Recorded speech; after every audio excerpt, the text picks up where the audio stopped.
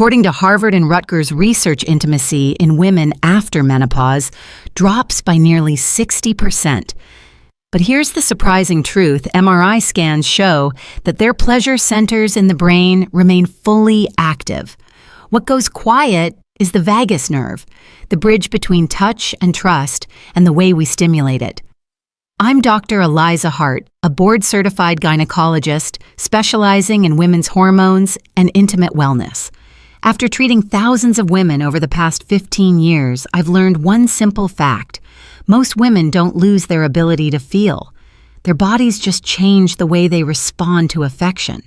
As estrogen declines, blood flow and skin sensitivity shift. That means the same kind of touch that once worked in your 30s may now need to be slower, gentler, and more intentional to trigger the same neurochemical response.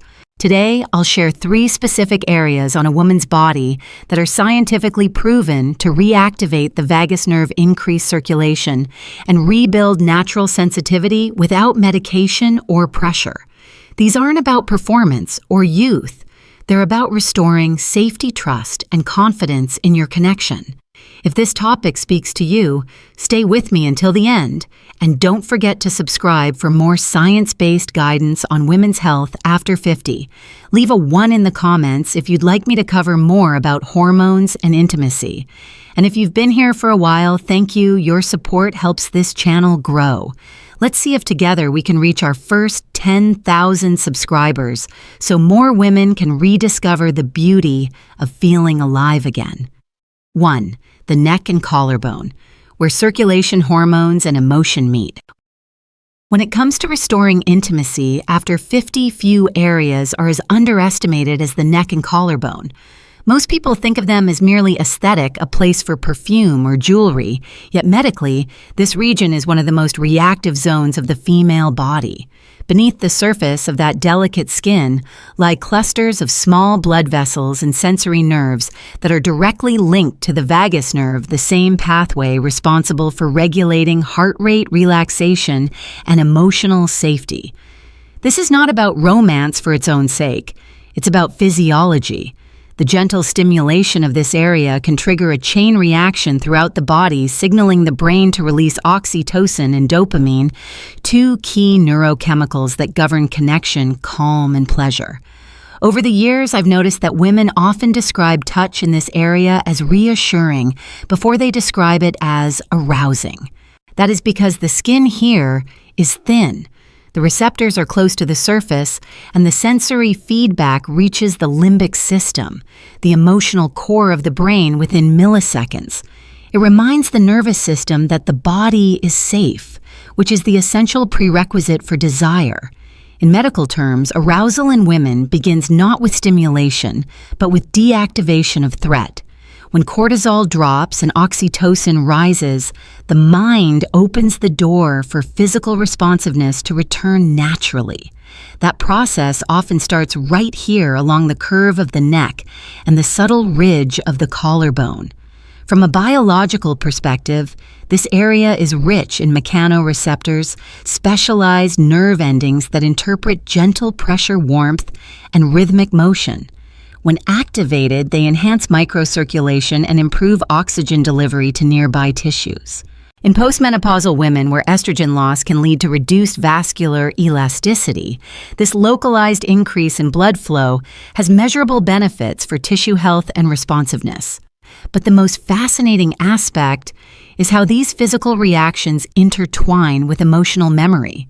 The neck is one of the few regions that maintains a direct feedback loop between tactile sensation and the amygdala, the part of the brain that encodes feelings of safety and affection. This means that a patient deliberate touch here doesn't just stimulate the body, it also reinforces emotional security at a neurochemical level. Psychologically, this is where tenderness becomes therapeutic. In my consultations, I often explain that the body does not separate physical and emotional intimacy. Both are processed through the same neural circuits. When a partner's breath or gentle touch moves along the side of the neck or just above the collarbone, the vagus nerve translates that warmth into a message that says, "You can relax, you are safe." Only after that signal is received can the brain fully engage the pathways of desire. This is why rushing physical contact often backfires the nervous system, cannot shift from vigilance to pleasure without passing through the threshold of safety first. So when couples ask me how to rekindle connection without pressure or awkwardness, I often tell them to start here, not as an act of passion, but as a practice of presence. The neck and collarbone respond best to slowness, to breath, that matches rhythm to touch, that listens as much as it gives. In that quiet space, the line between medical science and emotional healing disappears. It's a reminder that even after 50, the body still knows how to feel. It simply asks to be approached with patience, respect, and understanding. 2. The hands and wrists, the pulse points of connection and trust. If the neck speaks the language of reassurance, the hands and wrists translate it into trust. From a medical perspective, these areas contain some of the most sensitive sensory receptors in the body, especially around the inner wrist, where the radial artery runs just beneath the skin. This region is known as a pulse point, and it serves as one of the body's most direct feedback channels between physical touch and the autonomic nervous system. When stimulated gently, it triggers a parasympathetic response, the state in which the body slows its heart rate, lowers blood pressure, and releases oxytocin, the hormone that facilitates bonding and emotional calm. Most women after menopause experience subtle changes in circulation and skin hydration, which can make them less responsive to superficial touch. Yet interestingly, the inner wrist remains remarkably active neurologically. Studies from the American Journal of Physiology have shown that the tactile fibers in this area maintain sensitivity even when estrogen levels decline, which means that affectionate touch here can still transmit a clear signal to the brain's pleasure and empathy centers. When a partner's lips or fingertips trace the line of the wrist, it isn't simply a romantic gesture. It's a form of neurochemical communication. The body reads that contact as a sign of care and safety, and the brain responds by increasing oxytocin and serotonin levels, restoring emotional steadiness. In psychological terms, touch at the wrist holds symbolic meaning as well. The hands are how we give, receive, and express affection. When they are acknowledged with intention, it signals respect and equality in intimacy. Women often describe this kind of touch as being seen without being exposed, a feeling that has profound implications for postmenopausal confidence. At this stage of life, many struggle with internalized beliefs that their bodies are no longer desirable, or that tenderness must always lead to performance. But from a neuropsychological standpoint, that assumption is false. The human brain interprets warm, mindful touch on the wrist as a social cue, a nonverbal reassurance that one is valued. That recognition alone can reignite the neural pathways of desire far more effectively than overt physical stimulation. Physiologically, this area also acts as a regulator of stress. Gentle pressure near the wrist activates the baroreceptors that help balance blood flow and heart rhythm. When combined with slow, steady breathing, the effect can mimic certain relaxation therapies used in clinical settings to calm anxiety. This is why in many ancient healing traditions, the wrist was considered a therapeutic site for grounding the nervous system, a concept modern research is beginning to validate. The connection between pulse awareness and emotional connection is not poetic. It is biological. The moment we feel another person's warmth aligned with our own heartbeat, the body begins to synchronize. That synchrony, known as interpersonal resonance, is one of the core physiological foundations of long-term bonding. So for couples who want to rebuild closeness, I often suggest beginning with the hands, not as an afterthought, but as a daily ritual of presence. A soft touch across the palm or a kiss on the inner wrist can have measurable effects on mood and connection even outside the bedroom. It's a reminder that intimacy isn't about intensity, but attention. In medicine, we call this sensory recalibration the process of helping the nervous system relearn what safety feels like. When that happens, both the heart and the body begin to remember what it means to trust again. 3. The back of the ear and hairline, where the nervous system learns to feel safe again. While the neck and wrists invite the body to slow down, the area just behind the ear and along the hairline goes even deeper, it speaks directly to the nervous system's sense of security. Anatomically, this region houses several branches of the vagus nerve, which connects the brainstem to the heart, lungs, and digestive system. In medical science, stimulation of this nerve is known to activate the rest and connect state, the biological opposite of fight or flight. When touched with warmth or gentle breath, these tiny nerve endings send a signal to the brain that it's safe to let go, to soften, and to feel again. For women after 50, this mechanism becomes especially important. As hormonal changes shift the balance of cortisol and oxytocin, many find that they need not stronger stimulation but softer signals of safety. Touch near the ear and hairline accomplishes exactly that. In several clinical studies on vagus nerve activation, including those published in Frontiers in Neuroscience, researchers observed reduced heart rate, lowered blood pressure, and increased oxytocin levels after mild tactile stimulation of this region. That physiological calm forms the groundwork for desire to re-emerge naturally, not as performance, but as comfort within one's own body. Psychologically, this spot also holds a powerful emotional resonance. The skin behind the ear is close to the auditory cortex, meaning that sound and touch often blend into a single sensory experience.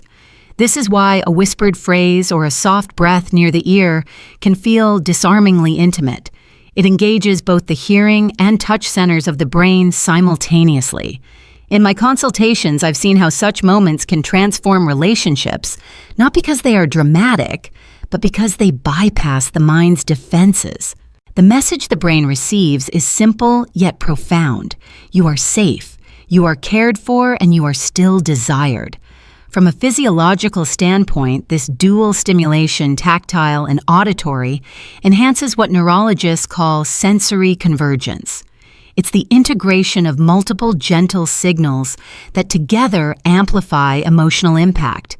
For postmenopausal women, this process strengthens the connection between the prefrontal cortex, responsible for emotional regulation, and the hypothalamus, which governs hormonal balance. The result is a synchronized release of neurotransmitters that promote both relaxation and subtle arousal. What feels like tenderness on the surface is, in truth, a carefully choreographed neurochemical dialogue within the body. For couples hoping to rediscover closeness, this area offers a quiet opportunity. Begin not with words or expectations, but with awareness, the closeness of breath, the warmth of presence. Let the moment linger without rushing toward outcome, because it's in those unhurried seconds that the nervous system resets. That stillness paired with gentle contact can do more for connection than any deliberate technique. And since every relationship thrives on dialogue, I'd love to hear from you as well. If this topic resonates, if you've noticed how small gestures like these change the way you feel connected, share your thoughts below. Tell me which part of today's insight surprised you the most, or what you'd like to understand better about how the body and brain respond to touch. Your reflections don't just support this conversation, they guide what I'll explore next. After all, understanding your experience helps shape every video I create, and together we're redefining what intimacy after 50 truly means. 4. Integrating the 3 how to rebuild intimacy through science and presence. The beauty of these 3 areas, the neck and collarbone, the wrists and hands, and the back of the ear, is that they don't function in isolation. Each one activates a different network of the nervous system, but together, they create a synchronized loop that restores balance between the brain, the heart, and the body. In medicine, we call this neuroaffective integration, the process by which physical sensation and emotional connection align to create safety, trust, and desire. For women after menopause, this isn't just a matter of comfort, it's a matter of neurobiology. When the vagus nerve oxytocin and circulation work together, the result is not only improved sensitivity, but also reduced anxiety, better sleep, and a more stable mood. Most couples who struggle with disconnection tend to focus on performance rather than presence. They believe intimacy begins with stimulation, when in fact it begins with relaxation. The female body cannot transition into pleasure when it is still under stress or emotional vigilance. This is why gentle contact with these regions, slow breathing near the collarbone, a kiss on the wrist, or a whisper behind the ear, works as a biological reset. It lowers cortisol, activates parasympathetic response, and signals the brain that connection is safe again. What follows is not forced desire, but natural readiness. In my clinical work, I often describe this approach as restorative intimacy. It doesn't rely on medication or external aids, but rather teaches the body how to listen again. By stimulating these microreceptive zones consistently, couples can retrain their nervous systems to associate touch with calm and affection instead of anxiety or performance pressure. Over time, this consistency reshapes the emotional patterns within a relationship. Women report fewer sensations of dryness, better blood flow, and a deeper sense of emotional closeness. Men often describe feeling more connected, more attuned, and less uncertain about how to show affection. From a psychological standpoint, this practice also reestablishes the cycle of reciprocity, the natural rhythm in which giving and receiving affection become mutually reinforcing. When women feel emotionally safe, they release oxytocin, which increases empathy and bonding. That emotional safety, in turn, encourages partners to respond with patience and gentleness, further enhancing trust. It's not simply an act of affection, it's a self-sustaining feedback loop of connection that benefits both partners physiologically and emotionally. For anyone beginning this process, the key is not intensity, but consistency. Start small, a brief, mindful touch on the wrist while holding hands, a slow embrace with a breath near the neck, or a soft moment of closeness near the ear. These micro-interactions gradually reprogram how the nervous system interprets intimacy. Even 5 minutes of such conscious connection daily can have measurable effects on hormone regulation and stress levels. The science of intimacy after 50 isn't about chasing youth. It's about recalibrating the nervous system to recognize love again.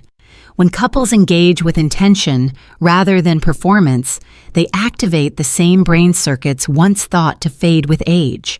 In truth, they were never gone, only waiting for the right kind of attention to wake them. When it comes to bringing these principles into daily life, the key is to think small, consistent, and compassionate. You don't need elaborate rituals or hours of preparation.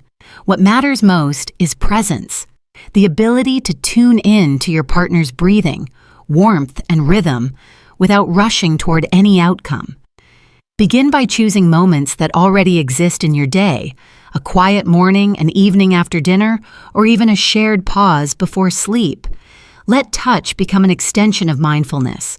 When you hug, slow it down enough to feel the contact between your chest and their shoulder.